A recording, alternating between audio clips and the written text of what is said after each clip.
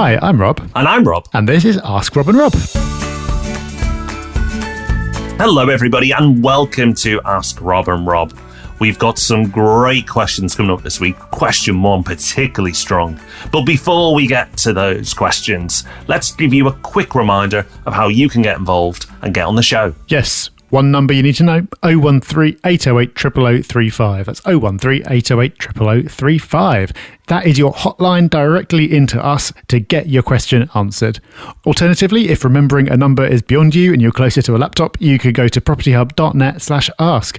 Exactly the same process. Get your question recorded, get it in, and you'll get your answer, just like Shipla is about to.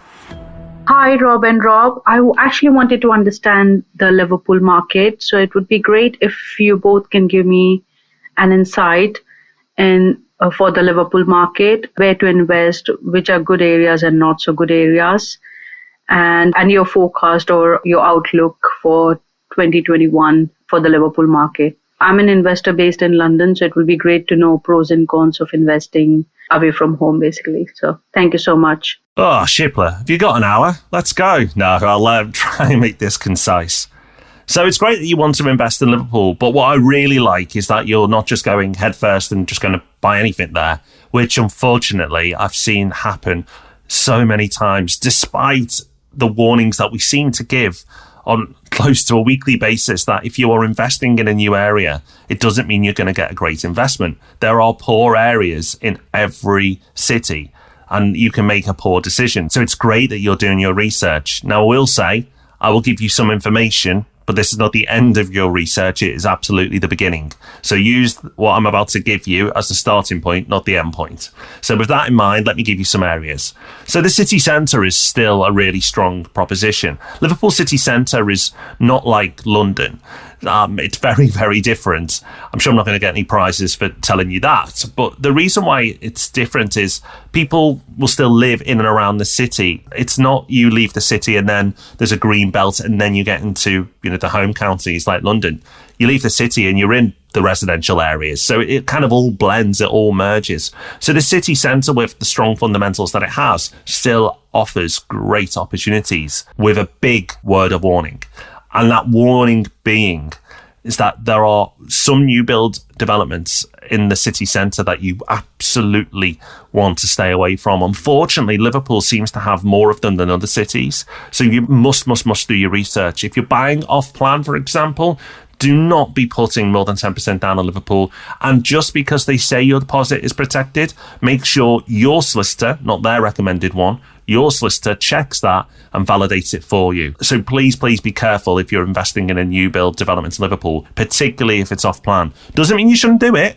Just means you need to be putting those checks in. Beyond the city centre, well, still staying in and around the city centre, another area that I like if you're looking for established stock is the Georgian Quarter.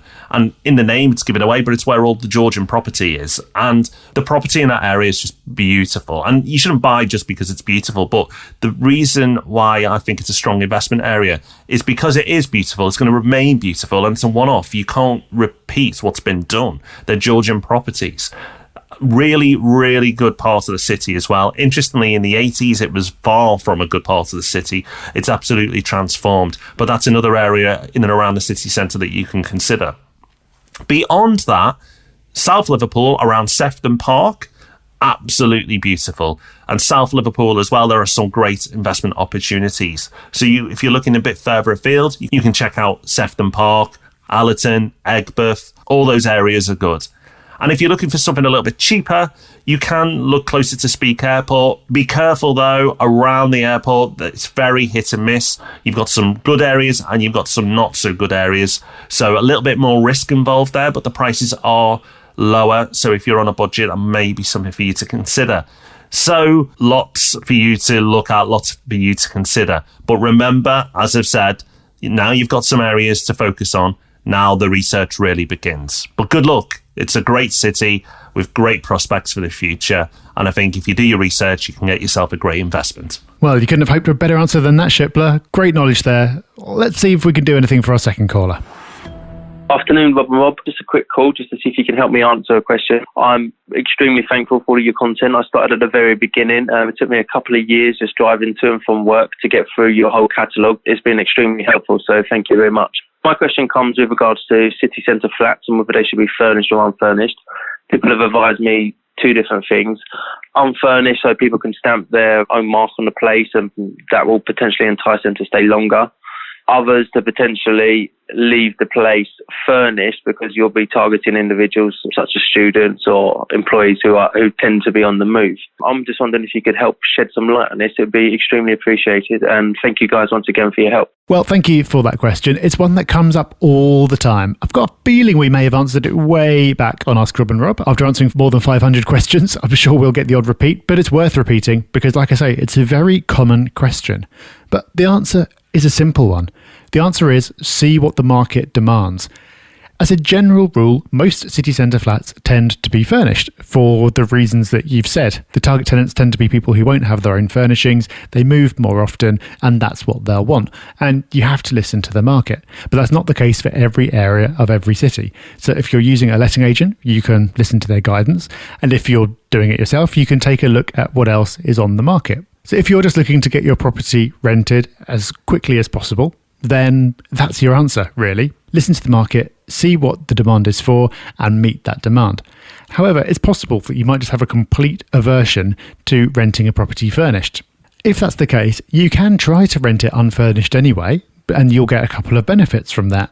One is you don't have the cost of furnishing it and replacing anything that gets broken or damaged. Secondly, your potential tenants are likely to stay for longer because it's more of a pain to move. But you just need to be prepared for the fact that if the market mainly wants furnished properties, it will take you longer to find a tenant. You might decide that that's a trade-off that is worthwhile for you. And if so, that's great. You just need to be aware that it is a trade-off and you probably will end up with longer voids between tenancies. The final option, if you're buying a property, so this isn't one that you've already got, is that you can be flexible. You can leave it unfurnished initially, but then say that you're willing to furnish it for anyone who wants to, and then basically just leave it down to potluck as to who comes along first and what they want. If it's a strong application and you want them to rent your property and they want it furnished, then that's something you can do. The downside to that is it might again make it harder to get an applicant if people are mainly looking for furnished properties because they either don't bother viewing it because they haven't read the listing properly and assume it's unfurnished if the photos look unfurnished. And secondly, when a property is empty, it's just harder to imagine yourself living there. So they might just not form an emotional connection with it and therefore not put an offer in or not be willing to offer as much. So really, there's pros and cons to every approach. If you have got a preference for unfurnished, you can make that work.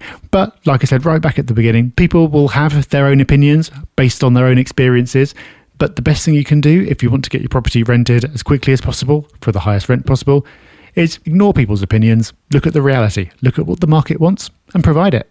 So that's 2 more questions answered for you. Another episode of Ask Rob and Rob done. But we're not going to leave you waiting long for your next property podcast fix. We are going to be back, as always, this Thursday with another brand new episode. So until then, enjoy your week. We'll see you soon. Bye-bye. Bye-bye.